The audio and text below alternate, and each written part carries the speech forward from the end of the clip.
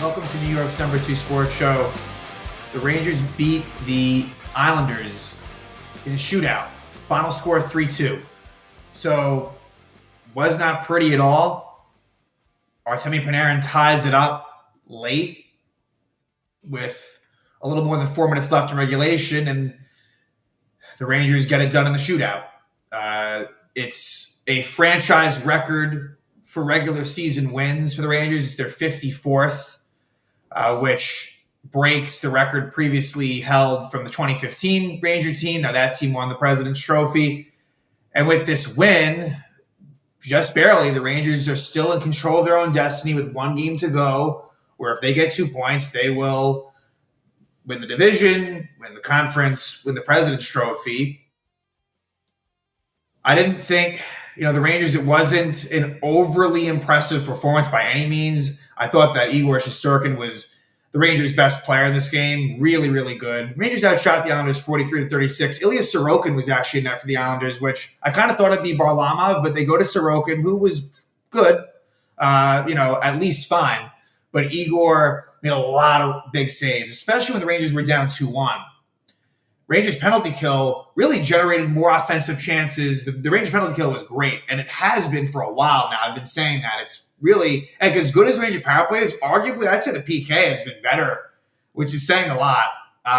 And the Rangers finally broke their even strength goalless drought with that Panarin goal, which was one off of a face-off win by Trocheck. And, Artemi really did not have a good game up until that point. He was in some ways kind of invisible for a while and then made a lot of turnovers. And in my head, I'm thinking, all right, this might be playoff Panarin. But then he kind of turns it into high gear and just scores a really great goal and then, adds one in the shootout. So really the stars of the game for the Rangers at the end of it, really, especially Shesterkin and then, of course, Panarin. And he scores his 48th goal of the season. So he's 2 goals away from 50. So if he can somehow get the 2 against Ottawa, that'd be pretty impressive. But, yeah, this game, it was, if the Islanders, let's say, won this game, there would have been a very, very good chance that it would have been Rangers versus Islanders in round 1. But with the Rangers doing what they did, coming back and winning in the shootout, now that wouldn't appear as likely. And it could still happen, but chances are it would probably be Carolina versus the Islanders in the 2-3 and the Rangers versus, I guess Pittsburgh's kind of the front runner right now, but it's still close between Detroit, Washington, and to a much lesser extent, Philly. So still very unknown as far as that. There's still a little bit too much up in the air. But what we do know, in all likelihood, is that there will be a lot on the line in that Ottawa game with 1 game to go. What would change the feel of it a little bit would be if, let's say, Carolina lost tomorrow to Chicago, which I wouldn't think would happen. Crazier things have. It's in Chicago. I mean, you never know for teams that have clinched. Whereas the Islanders, they've been playing very desperate hockey. And that was a big point for them, a really big point. So they will very likely make it. It's not 100% yet, but they did a pretty good job. In terms of the Rangers trying to keep the Islanders out of the playoffs, that didn't really happen. And even if the Islanders didn't do so well against the Rangers, they may have still made it with the competition that they have. But this snapped a 6-game winning streak for them. And the Rangers have just had a knack for finding a way. I don't know if it's going to work in the long run, but for being able to come back, especially in the third period, it looked pretty bleak. It really did. So let's talk about some housekeeping items first. Philip Hedl. Great news. Philip Hedl was back at practice yesterday in a regular contact jersey. So with him, you never know because concussions, we've seen where he tried to ramp back up earlier in the season only to be shut down, and they announced he was done for the season. I am shocked and pleasantly surprised that it seems like he's doing okay. And then he's actually probably going to play in the playoffs. Now, will it be game 1? Maybe. But if it's not game 1, I think it'd be pretty soon thereafter. And the Rangers could really use Philip Hedl, the one that we're accustomed to, just because it's been a struggle for the Rangers in many, many ways. And just even the acquisitions. I mean, Wenberg and Roslovic just really have not been great. And to plug Heedle in either as third line center, or if you want to get a little funky and put him on the wing with Kreider and Zibanejad, whatever it is, if he can bring that speed element. He was really someone that was his trajectory was pointed up, and it's an unknown. How is he going to do when he's back? For many, many reasons. But that was extremely encouraging, and there's no guarantees, but it would appear as if he actually might be able to make an impact in this postseason. The Rangers really, really need him. I've said it for a while, and I think it's even more clear now that his presence is absolutely vital for this team. As far as the lineup for this game, nice job by the coaching staff. We're going to talk about the defense. They decided to go with Miller Schneider as one pair and Gustafsson Trouba as another. And this is what, I've been asking for. Now, as far as Gustafsson's concerned, because, Trouba aside, as far as Gustafsson's concerned, I still wouldn't hate the idea of Zach Jones. And I hope that it's at least an open competition. I still think that it's going to be Gustafsson for game one of the playoffs. But Zach Jones can't be too far behind in the coaching staff's mind, because Gustafsson has not been great lately. Not to say that, Jones Trouba, that kind of scares me too. Like to be honest, but I think it's for the greater good. It's a sacrifice for the greater good, because I think Miller Schneider is just better. Now, Keandre Miller, I thought, didn't have a great game.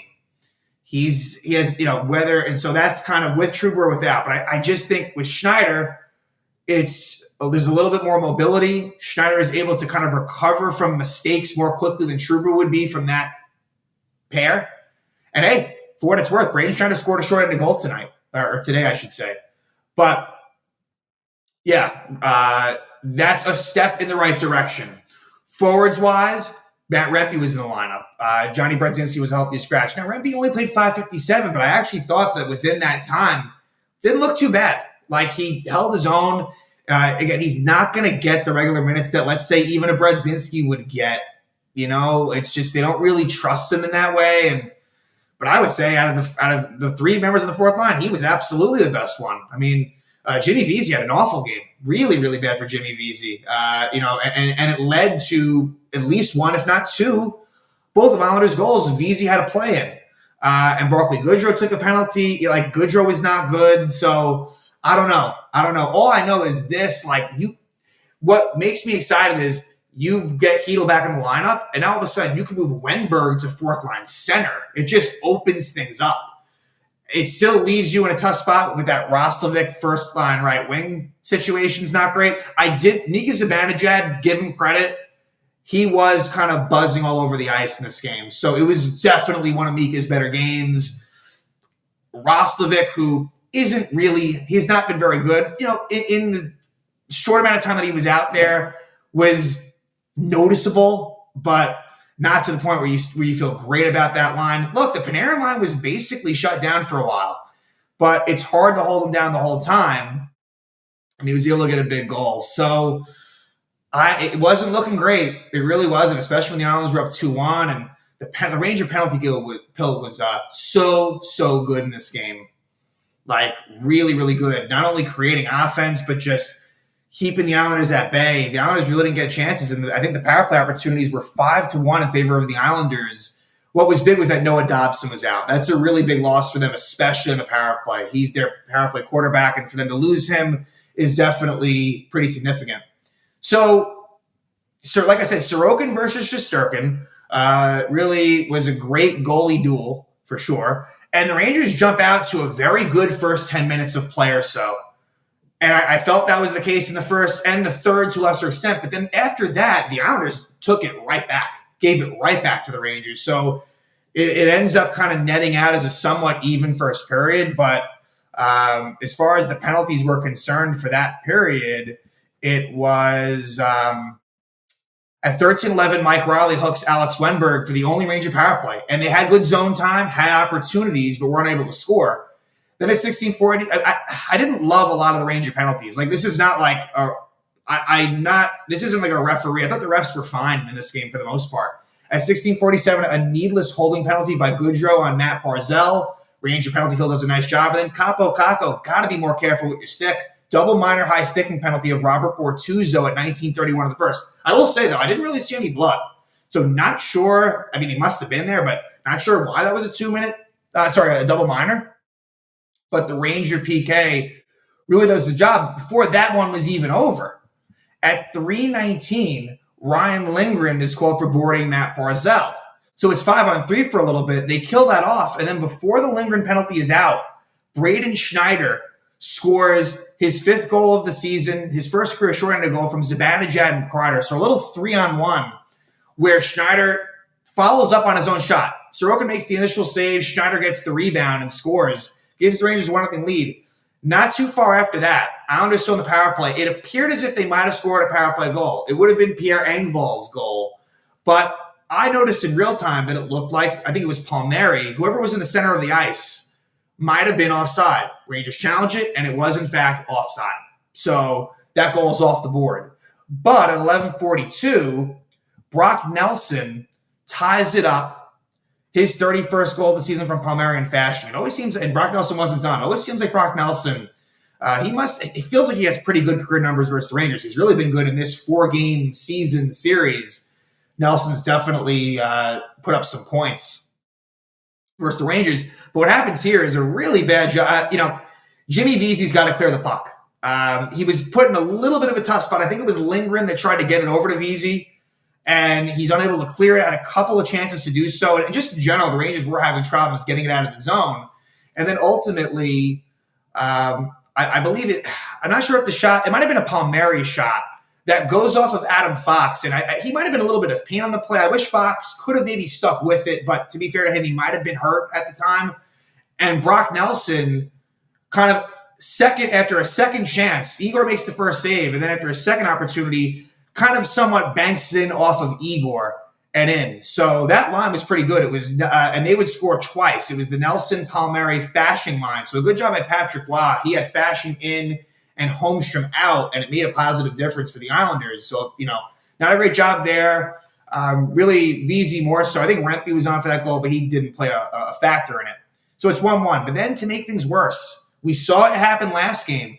Sort of a backbreaker end-of-period goal against, and the Islanders score with less than 30 seconds of the second period. Nelson scores his second of the game, 32nd of the season from Fasching and Palmieri.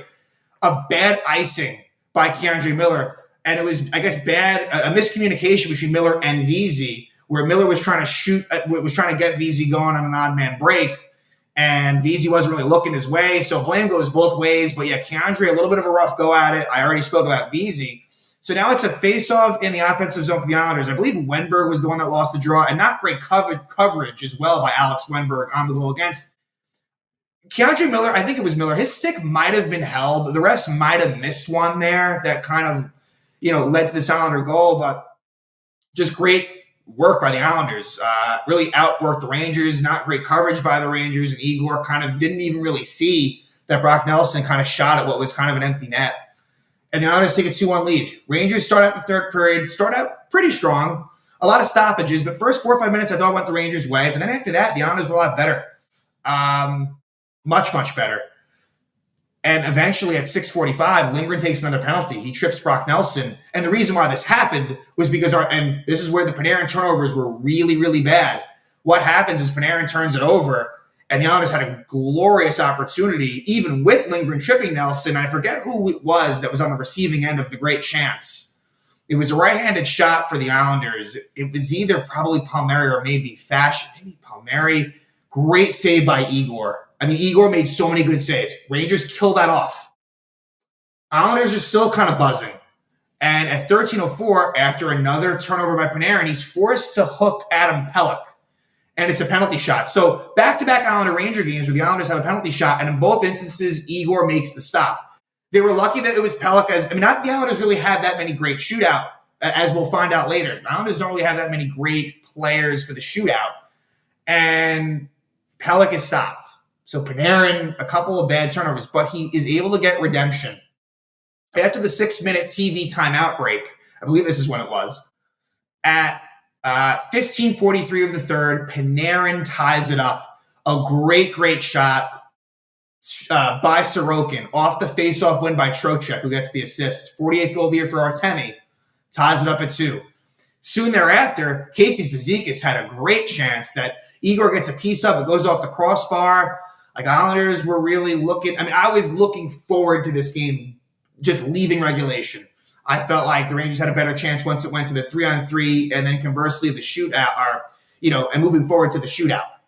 So, yeah, it was, but the Rangers, Islanders got a key point, but for the Rangers, in my head, I'm thinking you got to get the 2. You got to get the 2, because if you only get the 1, then at that point, Carolina regains, after a long time where the Rangers have held this Metropolitan Division lead, but feels like for really months on end, they almost kind of relinquished their destiny.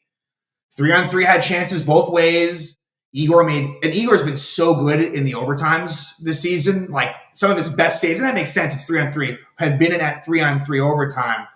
But the Rangers had a really good chance at 2-on-1 where Fox tried to set up Trocheck and couldn't really, shot it wide. And we eventually go to the shootout. And that's kind of, in a Ranger-Islander game, this isn't going to happen in the playoffs, but here, where it's about skill and talent, Rangers are going to have the edge on the Islanders in that situation, especially in the shootout. And Artemi Panarin scores to start it out. And that's always important. And, it's good. I feel like he's been scoring lately in the shootout, where for a while he kind of wasn't. Then Kyle Palmieri goes off the post. Mika Zibanejad, not a great attempt. He stopped. And then Brock Nelson, saved by Igor. So Vincent Trocheck has a chance to win it. I believe Trocheck clinched it in I think it was against Colorado where Trocheck won it, and he does it again. So makes it easy. Didn't even have to sort of, I'm not sure. I guess it probably would have been Horvat or Barzell that would have won against Igor, but we'll never know because Trocheck seals it. And the Rangers get the much important second point to maintain their control of the division and conference and NHL as well. So 54 wins for the Rangers at this point, which again is a franchise record. And so now all you got to do is get 2 points versus Ottawa, and you then I'm not sure where that would land them as far as like overall points. That could also, if they get 2 points, that could also be a franchise record. They're at 112 now, and I'm pretty sure they had one. If it was, I know they had 113 in 2015. I believe they did. So again, not a huge deal as far as that goes. And these stats are kind of like back. There used to be like the whole structure is different now. So naturally, you're going to get more wins. You're going to get more points than you would have years ago. So take it with a little grain of salt. But yeah, Rangers got to be laser focused against Ottawa. And look, Ottawa, they beat the Rangers earlier in the season. This is not a bad, like, just because they're low in the standings, Senators are not bad, and they've been playing pretty good hockey lately. So I would, unless the Rangers have like clinched basically everything, I would expect it to be Igor. I think that if it had gone differently, they would have went with a different lineup. But knowing what we know right now, I think it's just you're treating it like it's a regular game and with a lot of emphasis on it as well. But, definite concerns with the Rangers, I would still say. They're not playing their best hockey, but they're finding ways to win 29-11 at home. You hope that they can use that to their advantage in the playoffs if they are able to get home ice advantage throughout the playoffs. And then really what's great news is Filipino. Really hoping that we see him at the start of the playoffs, but that's about a week away anyway. So Rangers are able to find a way. They beat the Islanders in the shootout. They win by a score of 3-2, and it sets up for their final game of the regular season, Game 82, which will be home against the Ottawa Senators.